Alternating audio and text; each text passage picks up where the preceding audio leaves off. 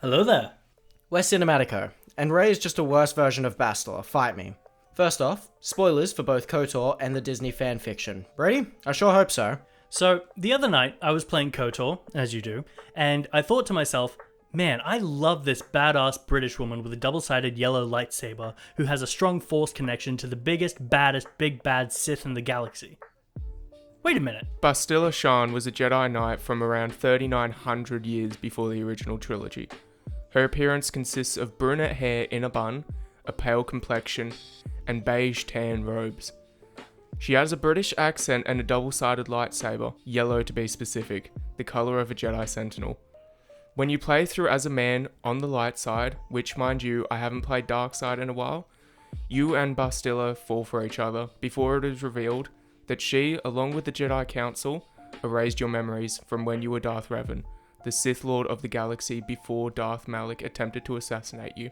Cut to Rey, a Jedi born around 15 years after the original Star Wars. Her appearance consists of brunette hair in a bun, a rather pale complexion, and beige tan robes. She has a British accent, and from the last shot of The Rise of Skywalker, we can assume that her yellow lightsaber is indeed a double-sided lightsaber, despite Disney and the awful novel's claims that that isn't the case. She and Kylo clearly have some kind of romance in the movies, despite the fact that Rey is technically Luke and Leia's cousin. But he is redeemed in the end of Rise of Skywalker, and she kisses him in the most inappropriate time possible. And what's worse is I've literally had this exact conversation with people on Reddit. This image was shared on the KOTOR subreddit, which was widely loved.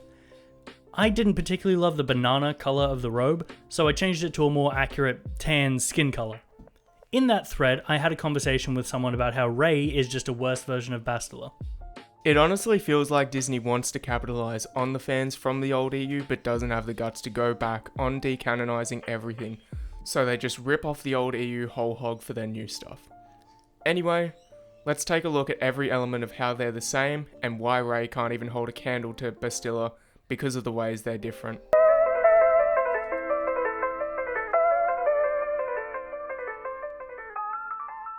Both Bastila and Rey are British women in their early to mid-20s that have brunette hair and brown tan robes. Yes, in the first movie, Rey has tan rags and not well-dressed robes like Bastila.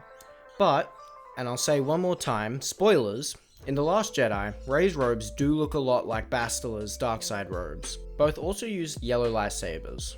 While Bastila's are Jedi-made, we can assume from the look of Rey's saber that it's made from a staff and that it's a double-sided lightsaber, or even a lightsaber pike. Unfortunately, that's not the case. Despite the fact that Rey used a staff all of her life, she still uses a one-handed lightsaber, though that's more of a problem with the writing. Which brings me to... Now, while Rey doesn't have a ton of defined character or even much of, if any, an arc, her quote-unquote arc is that she's all-powerful. I mean that her family isn't important to who she is. As a matter of fact, they went through that arc 3 times. In The Force Awakens, she is told by Maz Kanata, "Whomever you're waiting for on Jakku, they're never coming back." She takes this to heart and starts to make connections with people around her, the new family she can make, but in TLJ, she is still all-encompassed by her desire to know who her family is. Until the mighty Ben Swallow drops a bomb on Rey. They were nobody. They were filthy junk traders. The dead in a pauper's grave in the Jakku desert. 2. You are a Palpatine. Meanwhile, Bastila's arc starts prior to her introduction with her having complete and absolute faith in the Jedi Council and its code.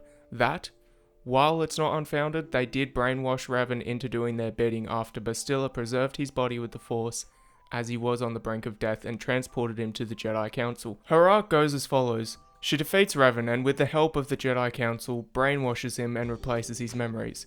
She, having complete trust in the Council, but not Revan, asks to have him transferred to the Endar Spire. After crashing onto Taurus, she relies on Revan to save her, but can't accept that her fate was better off with Revan rescuing her. In doing so, he proves to her that he can be trusted. After witnessing him fight, she knows for a fact that Revan can still sense the Force, and is as strong as ever. Fully trusting him now, she takes him to the Jedi Temple on Dantooine to be retrained in the Jedi way. This may now start to dip into the next part, but hey, what the hell. She begins to depend on Revan when they find the star map, and she begins to fall for him. She's already lost some faith in the Jedi Council by the time she is kidnapped by Malak. She has turned to the dark side, and only after extremely tedious conversations can you turn her back to the light. At the end of the first KOTOR, she's still a Jedi, but with an alternative ideology influenced by Revan that is to be unspoken of, and untaught by Revan and Bastila to the current and future generations. I'm going to go through every connection that Rey has to every plot significant character in TFA through TROS, and see how they're similar and different to Bastila's, and why those distinctions are important. She starts TFA functionally alone, with Unkar Plutt as a kind of Watto to her, being the slave owner figure in her life, but without the equivalent of a Shmi Skywalker to keep her from becoming resentful at her upbringing, which would make more sense than her being a perfect being with no flaws whatsoever. Also, I just want to say that the scene in which she's introduced is probably one of my favourite scenes in the trilogy. It's all non-verbal exposition, with her going about her day-to-day, living in a broken down AT-AT walker that she's presumably already stripped for everything valuable, putting on a rebellion helmet after seeing what her life may end up being if she chooses to stay on this planet, while also showing the monotony in her day-to-day. Regardless, she's not resentful of her upbringing, even though she should be sick of Unkar Plutt undervaluing all the parts that she specifically brings in. She runs into BB-8 and Finn, who takes her hand and helps her, in the famous words of Obi-Wan, You've taken your first step into a larger world. even though the sequel trilogy feels more like a rough neighborhood with just a few people bumping into each other. Through the rest of TFA, she makes connections pretty much only with the Solos. She befriends Han and Chewie, leading her, after only 4 scenes with him, to see Han as a father figure. When she's captured by Kylo, she has an interesting scene with him. Also, her getting captured leads Han, Finn, and Chewie to Starkiller Base, meaning that her failing, getting captured, leads to the ultimate victory of the film. She is not allowed to fail. Then, after escaping and having all of those TISM scenes, she defeats Kylo in a lightsaber duel.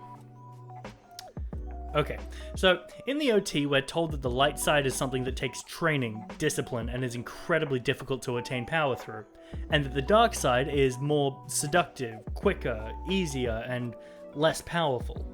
But you move up so fast that it makes up for the difference. Is the dark side stronger? No. But easier, more seductive.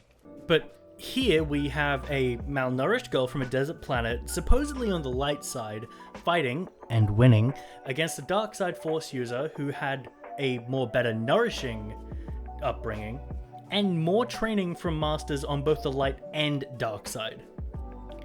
This makes no sense whatsoever.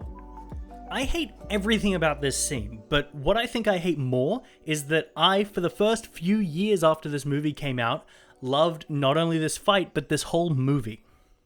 At the end of the movie, after beating Kylo, she returns to the Elenium system with the rebels. Resistance. No, fuck it, they are the rebels. She returns to their base and hugs Leia. I hate it. And even J.J. Abrams has retroactively said that it was a weird decision, and that he should have just had Leia hug Chewie. Oh yeah, Han died. On to TLJ. We open with her meeting Luke, and with Luke saying, Get off my island. It's been said a million times, but just have him slowly let the lightsaber drop from his hand. You keep the emotional resonance of the scene without diminishing the importance of the item. Luke is completely dismissive of Rey's demands and pleas throughout the entire movie, even saying, I'm gonna walk out with a laser sword and face down the whole First Order. Okay, I hate that he says this, because he has no reason to call it a laser sword. He's been told that it's called a lightsaber from the very first time he held the damn thing. Father's lightsaber. We move further on through the movie, and Luke is further embarrassed by this god-awful script. Rey and Luke's relationship really doesn't change that much through the first few parts of the movie. Until Rey and Kylo start having their Skype calls, there's not a whole lot there. Once these calls start though, she does start growing a little bit more of a character. Great. Still makes no fucking sense. She, in learning Kylo's supposed backstory, decides to hit an old man in the back of the head with her metal staff because her crush told her that he did a bad thing. She goes to the Supremacy and is immediately brought to Snoke, who she has a 3-minute scene with before blankly staring Kylo into killing him. After killing Snoke, she doesn't make any real connections for the rest of The Last Jedi, except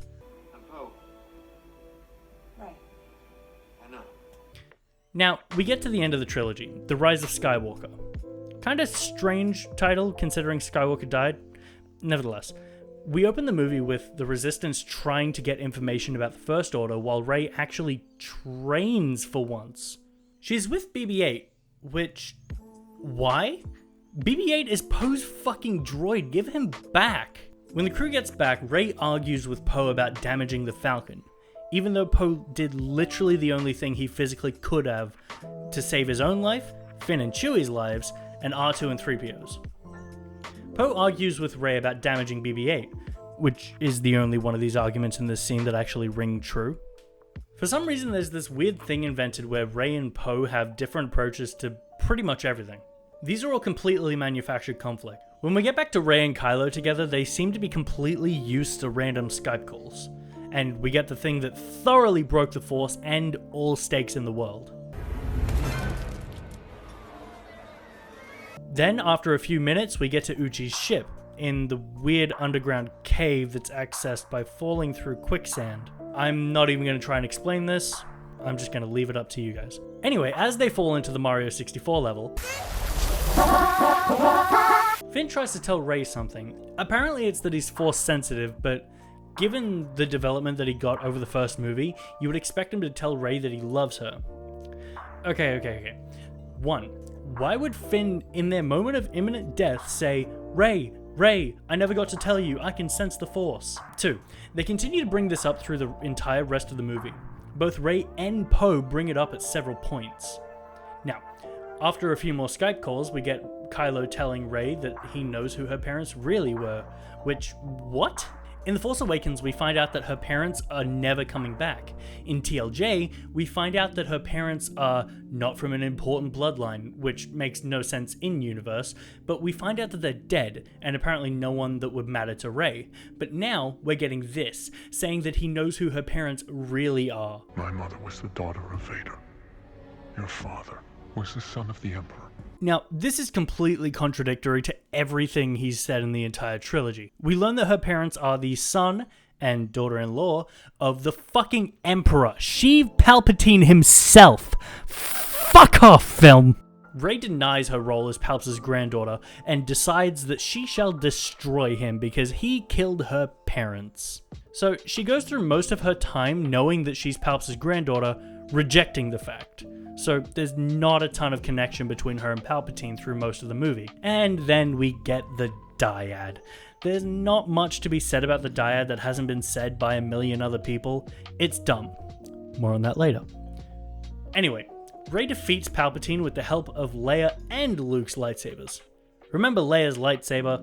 You know, Leia, everyone's favorite saber-wielding Disney princess. Speaking of, Leia sacrifices her life to save someone she's known for a year from her son, who, for all she knows, could have died. Fuck off, film! After defeating Palpatine and healing Rey, Kylo fades away into the Force. What? Kylo dying after doing practically nothing the whole movie is just embarrassing. His last line is, ow. That's just embarrassing. Rey kissing Kylo is just fucking embarrassing.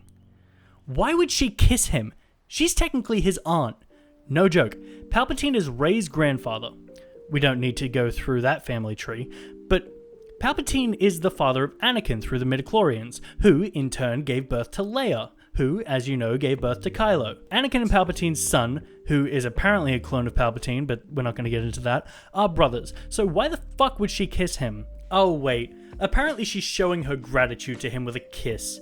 Just remember folks, whenever you're thankful to someone, shove your fucking tongue down their throats. But only if it's a girl doing it to a guy. The other way around, you need consent. And those are pretty much all of Rey's connections. Wait a minute, you forgot something. Ah yes, how dare I forget.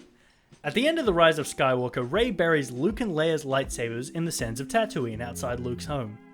I can't imagine that Anakin would be very happy with his lightsaber being encased by several feet of sand. I don't like sand.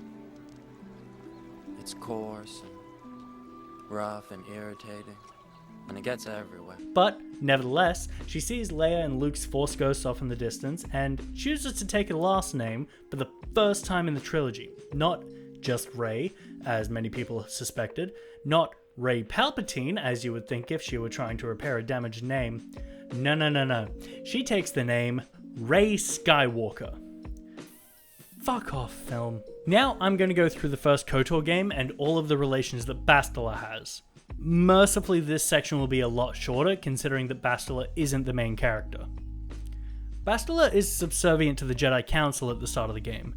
She, through her connection to the Jedi, doesn't actually have all that many connections, but grows them through the game. She has a known admiration of Cartho Nasi and his commanding abilities, but in starting the game, those are her only known connections. She develops her bond with you over the course of the game, but even before the game starts, she knows your character through them being Revan, and even chooses to request you especially to be put on the Endar Spire to keep a close eye on you for the Jedi Council. She, in crashing to the ground of Taris, actually learns to trust the new Revan and Car. Through Taris, she finds new companions such as Canderous, Mission, and Zalbar. You, in trying to find all these star maps, form a connection with Bastila and the entire crew of the Ebon Hawk. You form a strong Force connection with Bastila over the course of the game, resulting in what is essentially a better version of the dyad from the Disney movies. It doesn't magically increase their Force abilities 100-fold, it just gives them a connection that lets them see each other's thoughts, gives them a sort of connection that can be akin to that of two lovers. After the Dantooine section, you can go to one of several planets. The one that she has the most involvement in is Tatooine, where you meet her mother, who is unpleased to learn that she refused to come back to her family and stayed with the Jedi Order. Bastila learns of her father's death and is still cold to her mother. You eventually reconcile her and her mother's relationship, but not before talking with her and growing your bond as friends. And possibly more than friends at this point. At the third act point of the game, you learn that you're Revan and that Bastila is the one, as well as the Jedi Council, that erased your mind. When you learn this is also when Bastila is kidnapped by Malak. Upon arriving to the Dantooine Temple, you get trained as a Jedi at the request of Bastila. While on the planet, you find one of the plot devices for the game, a star map that leads you to the ancient Starforge. I should also mention that just before you learn this, you're tortured for information, and if you resist, you all pass out from the pain. When you wake up from this, Bastila remarks how she doubts she could have had the same result if it was you being tortured, thus solidifying the two of you as important to each other. She's turned to the dark side, but mentions that she's willing to abandon Malak if you join her on the dark side, as she recognizes that you're the stronger warrior. After this, she doesn't really do anything until the end of the game, when you turn her back to the light or kill her. We're going to go with the turn her back to the light option, because if you kill her, then this video would be over. When you do, you tell her that she's important to you and that you love her. She, in reciprocating, is turned back to the light. After this, she's too weak to help you defeat Malak, but she is strong enough to use her battle meditation to help the Republic fleet fight against the Sith. At the end of the game, she's standing by you and the crew of the Ebon Hawk, while the theme music blares and a scene reminiscent of the end of Episode 4. On behalf of the Jedi Council, defenders of the galaxy, and sworn protectors of the Republic, I too would like to honor you for your actions. We Jedi now have another tale to weave into the grand history of our eternal order. The redemption of Revan, the prodigal knight. Wherever you go, you will be recognized as the saviors of the galaxy, the heroes of our age. But you must remain ever vigilant, for one day you may be called upon yet again to defend the glory of the Republic against the tyranny of the dark side. For this is the destiny of the Jedi.